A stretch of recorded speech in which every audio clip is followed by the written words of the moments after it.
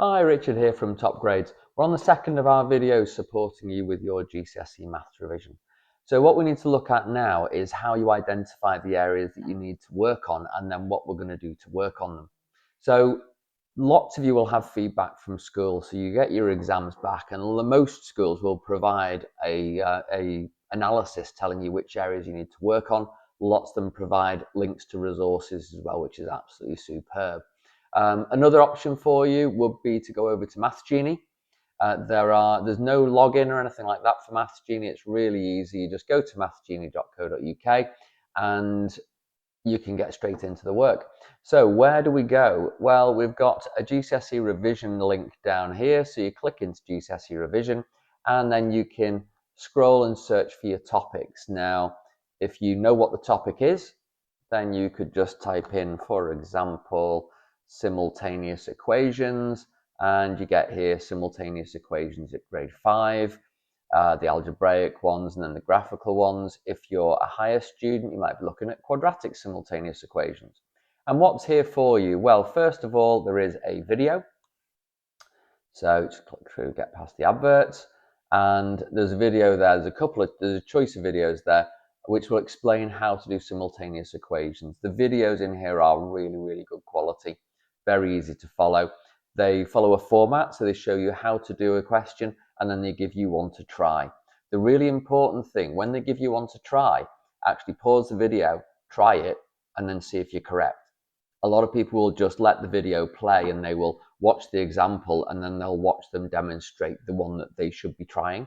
So make sure you try it. That's really, really crucial.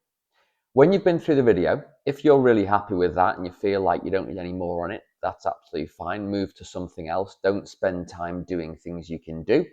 But if you do need a bit more practice, if you're not quite sure, then we can go to here and you've got exam questions. So there's a list of exam questions. They're given in two formats. That's a really concise format.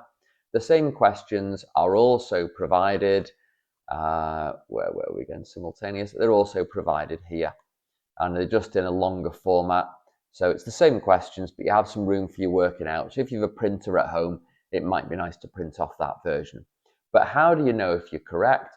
Well, they're also kind enough to provide the solutions, and they are worked solutions, so you can actually see how they've done it. They may have done it a different way to you. There are often there are often multiple ways of answering each question, but that will give you one option. So if you have the analysis from school, that's great. You can dive straight in using that. If you don't have an analysis from school, you can use Maths Genie to identify what you need to work on.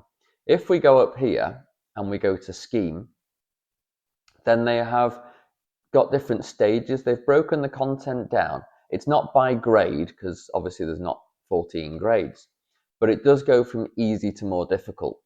So stage 1 is the easiest content. So they've got a list of the content there, and then there's a little assessment here. So you could do an assessment. There we go, work your way through that, and then you can check the solutions and see if you're correct.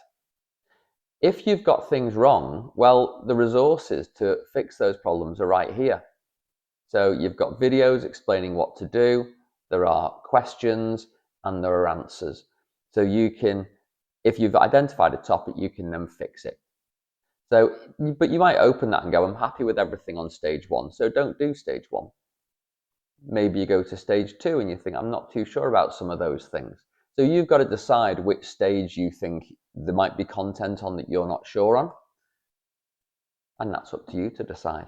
But then use the assessment, use the videos, use the questions. It's a really thorough way to revise. The only way to revise maths is to do more maths. All right, everybody, get stuck into that and we'll see you at the next video.